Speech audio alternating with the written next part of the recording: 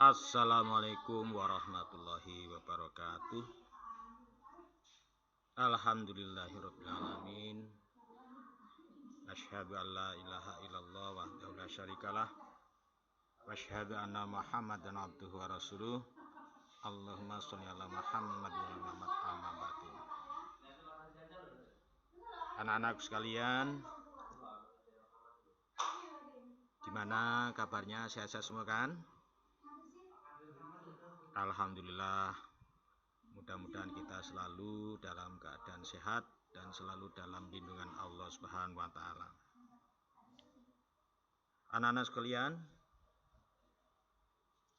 sekarang kita sudah masuk di kelas 9. Yang perlu anak-anak ketahui di dalam pembelajaran di kelas 9 ini, waktunya adalah sangat bentar sekali.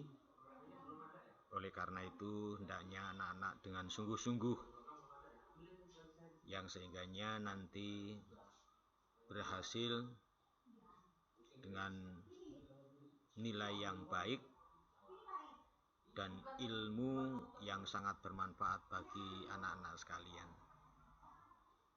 Anak-anak sekalian, kali ini Bapak ingin menyampaikan tentang sejarah kebudayaan Islam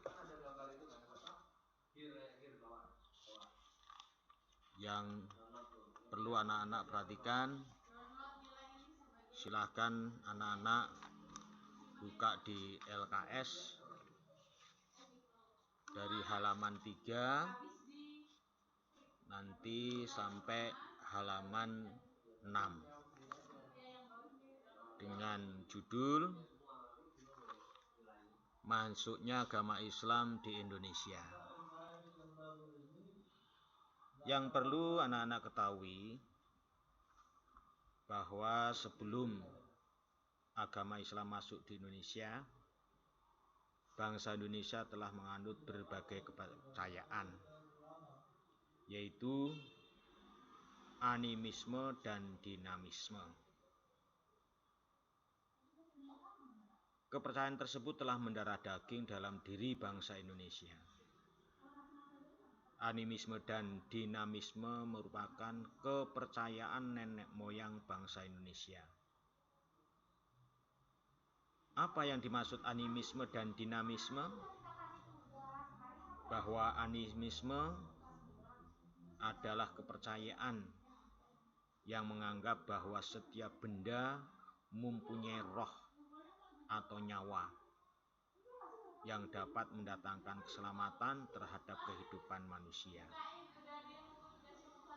Nah, kepercayaan ini dianut oleh masyarakat primitif, bukan hanya di Indonesia saja, bahkan di luar Indonesia seperti Afrika, kemudian suku Indian di Amerika Utara, dan beberapa negara lainnya.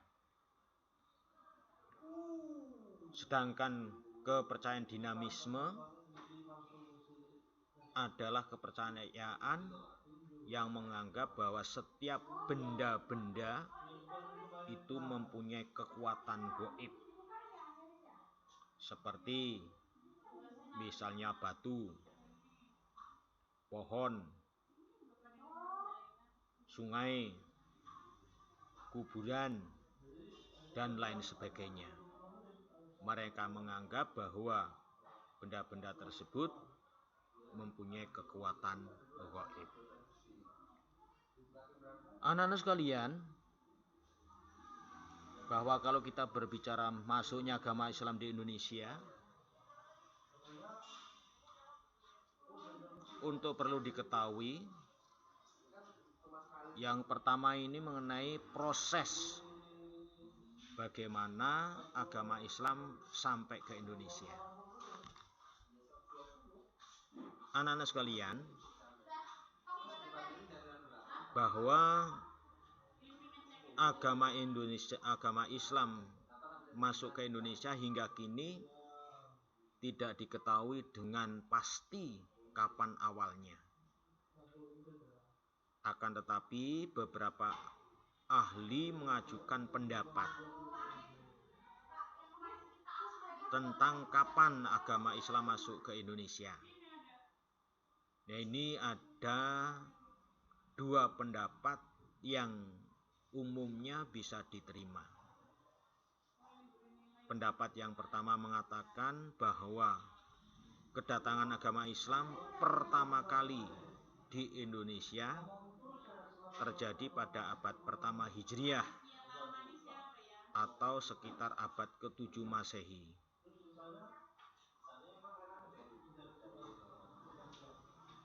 Pendapat ini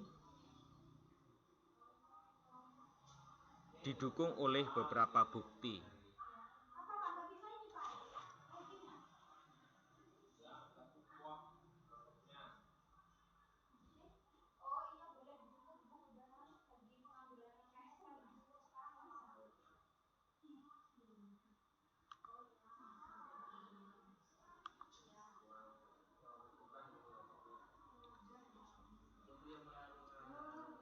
Jadi kalau kita berbicara tentang proses masuknya agama Islam di Indonesia, ini ada 3 teori. Yang pertama catatan sejarah kerajaan Cina,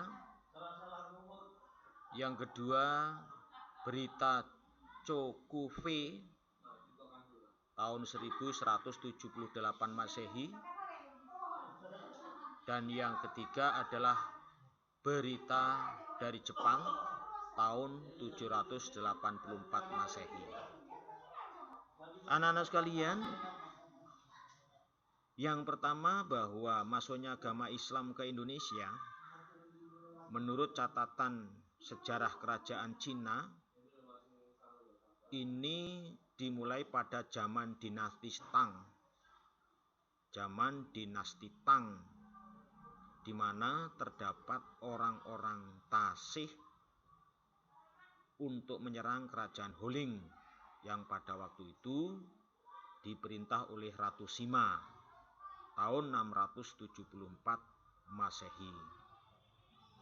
Namun rencana tersebut kemudian dapat dibatalkan karena kuatnya pemerintahan Ratu Sima. Nah, sebutan istilah Tasih itu sendiri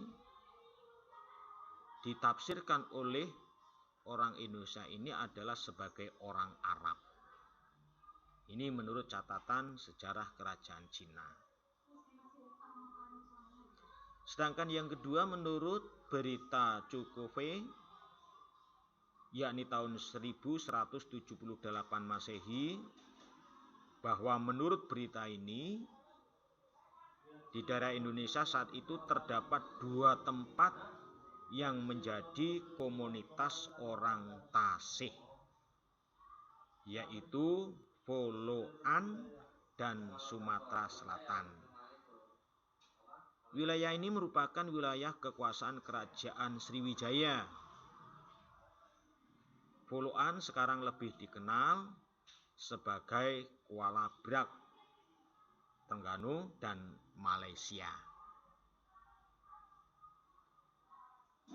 Kemudian yang ketiga adalah proses masuknya agama Islam ke Indonesia menurut berita Jepang tahun 784 Masehi.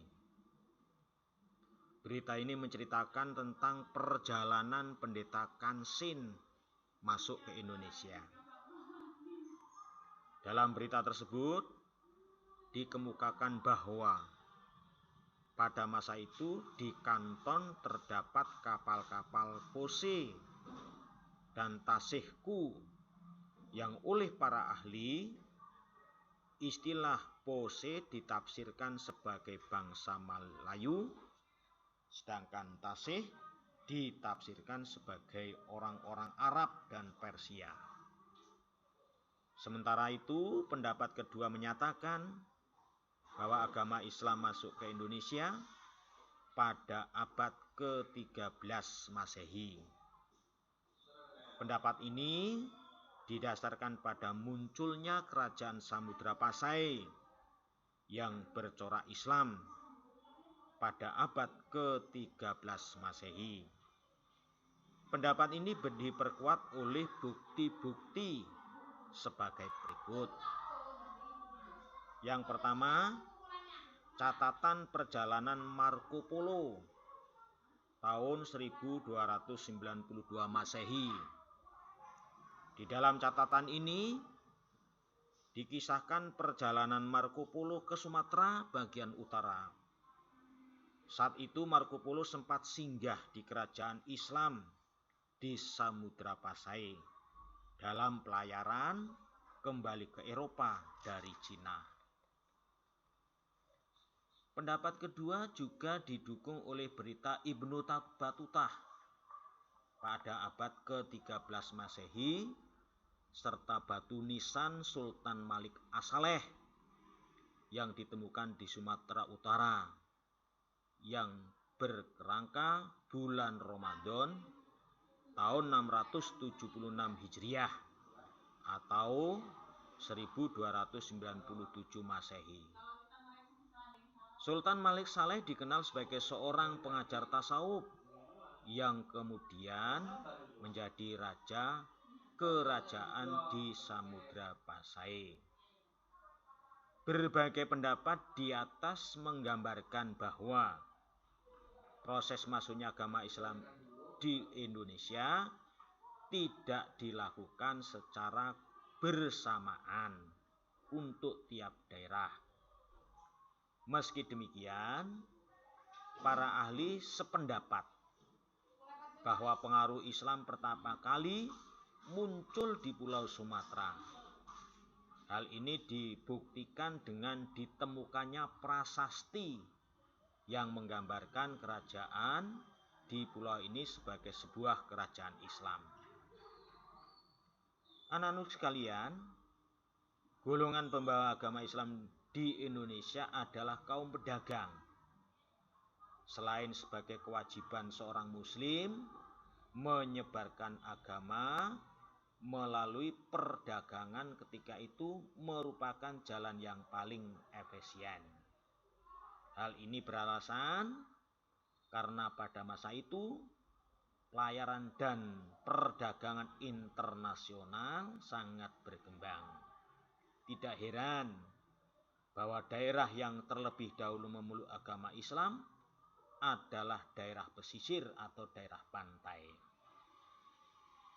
Di tempat tersebut orang dari berbagai negara saling bertemu dan melakukan transaksi perdagangan. Pada saat itu tidak jarang sentuhan agamis dari para pedagang muslim mempengaruhi rekan dagangnya yang kemudian menganut atau masuk kepada agama Islam. Selain itu, kaum mubalik atau guru agama juga datang untuk mengajarkan dan menyebarkan agama Islam. Kedatangan para mubalik ini mempercepat penyebaran Islam di Indonesia. Mereka mendirikan banyak pesantren yang mencetak kader-kader ulama atau guru agama. Golongan lain juga disebut sebagai pembawa agama Islam adalah penganut tasawuf atau kaum sufi yang mereka diperkirakan masuk ke Indonesia pada abad ke-13 Masehi. Selain golongan pembawa Islam, tentu terdapat pula golongan penerima Islam yang di Indonesia terdapat dua kelompok besar penerima agama Islam, yaitu golongan elit atau para raja, bangsawan, dan penguasa, dan golongan bawah atau yang lebih dikenal wong cilik. Di samping sebagai penguasa politik, golongan elit juga mempunyai peranan dalam menentukan kebijakan perdagangan dan pelayaran. Di antara golongan elit tersebut terdapat pula para pemilik saham dan pemegang menonjol dagang dan pemegang monopoli dagang atau pelayaran. Mereka biasanya berhubungan langsung dengan pedagang pendatang, termasuk pedagang dari Gujarat, India. Dari paparan di atas, anak-anak sekalian, bahwa cara masuknya Islam ke Indonesia pada umumnya ini berjalan damai. Akan tetapi ada kalanya penyebaran harus diwarnai dengan cara-cara penaklukan. Hal ini terjadi jika suatu situasi politik di kerajaan-kerajaan itu mengalami kekacauan akibat perebutan kekuasaan. Anak-anak sekalian, secara umum Islam masuk ke Indonesia dengan cara-cara berikut, yakni ada 5 cara. Yang pertama melalui perdagangan, yang kedua perkawinan, yang ketiga pendidikan, yang keempat tasawuf, dan yang kelima adalah kesenian. Yang pertama melalui perdagangan. Bahwa masuknya Islam ke Indonesia melalui perdagangan terjadi pada tahap awal, yaitu sejalan dengan ramainya lalu lintas perdagangan laut pada abad ke-7 Masehi hingga abad ke-16 Masehi.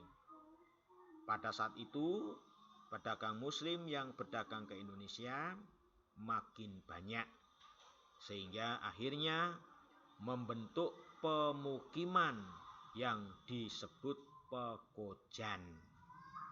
Dari tempat ini mereka berinteraksi dan berasimilasi dengan masyarakat asli seraya menyebarkan agama Islam. Yang kedua adalah melalui perkawinan. Para pedagang Islam yang datang ke Indonesia banyak yang menikah dengan wanita pribumi. Sebelum perkawinan berlangsung, wanita-wanita pribumi yang belum beragama Islam diminta untuk mengucapkan syahadat sebagai tanda menerima Islam sebagai agamanya. Melalui proses ini, kelompok mereka makin besar dan lambat laun berkembang dari komunitas kecil menjadi kerajaan-kerajaan Islam. Anak sekalian, di dalam melalui perkawinan, bahwa budaya yang sampai berlangsung sampai sekarang, contohnya sebelum ijab kabul atau akad nikah dilaksanakan, biasanya calon pengantin oleh petugas pencatat nikah atau Pak Penghulu, biasanya kedua calon pengantin disuruh membaca 2 kalimat syahadat.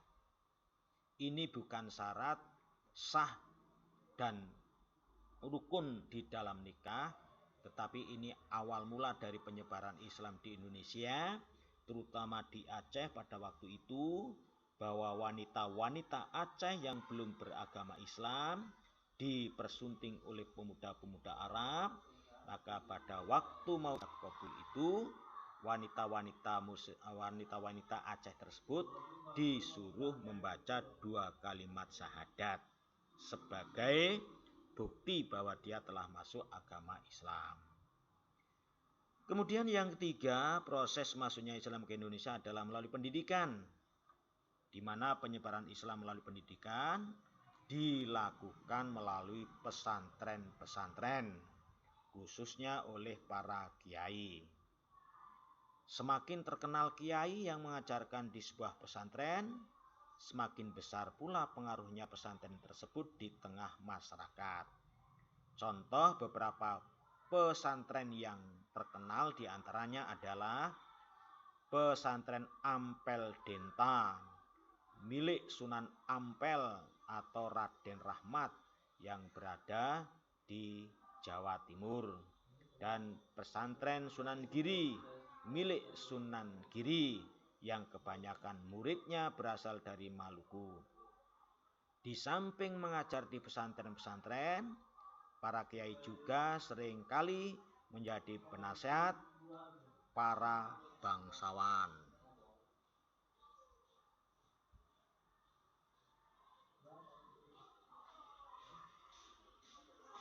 Yang keempat adalah melalui tasawuf.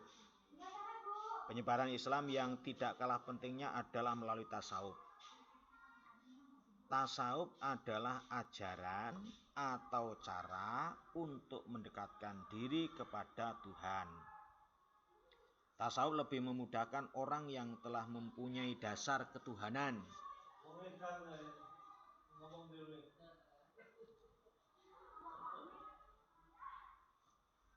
untuk mengerti dan menerima ajaran Islam. Ajaran tasawuf ini banyak dijumpai dalam cerita-cerita babat dan hikayat masyarakat tempat. Beberapa tokoh penyebar tasawuf yang terkenal diantaranya adalah Hamzah Pansuri, Syamsuddin, Syekh Abdul Somad, dan Nuruddin Naridi. Anu sekalian, yang terakhir adalah melalui kesenian. Bahwa penyebaran agama Islam di Indonesia terlihat pula dalam kesenian seperti peninggalan seni bangunan, seni pahat, seni musik, seni sastra. Hasil-hasil seni ini pula dapat dilihat bangunan-bangunan masjid, contoh di Demak, di Cirebon, Banten, dan Aceh. Dan ciri daripada peninggalan-peninggalan Islam yang penyebaran melalui kesenian, yakni satu contoh di Masjid Demak, di Cirebon, Banten, dan Aceh, di mana dalam bangunan ini merupakan perpaduan seni Islam dan seni Indonesia. Dalam seni Islam ada kubah. Nih, ada kubah, yaitu yang di atas kemudian ada menara, ada gambar bulan dan bintang. Ini sebagai ciri khas bangunan-bangunan masjid yang ada di Indonesia yang sudah dipengaruhi oleh seni daripada Islam. Anak sekalian, demikianlah paparan singkat tentang masuknya agama Islam di Indonesia dan proses atau cara masuknya agama Islam, yang kemudian untuk selanjutnya kepada anak sekalian, dari materi yang Bapak paparkan, anak-anak untuk membuat soal dan jawaban yang ditulis di buku anak-anak, yang kemudian anak-anak kirim ke WA 0813 6957 1326. Bapak tunggu nanti sampai pukul 21 atau jam 9 malam, yakni dengan membuat soal dan jawaban yang tentang masuknya agama Islam di Indonesia ini 10 soal. 10 soal dan jawab Bapak tunggu sampai jam 21 malam nanti. Atas perhatian anak-anak, Bapak ucapkan terima kasih. Manjada wajada, siapa yang sungguh-sungguh pasti akan berhasil. Assalamualaikum warahmatullahi wabarakatuh.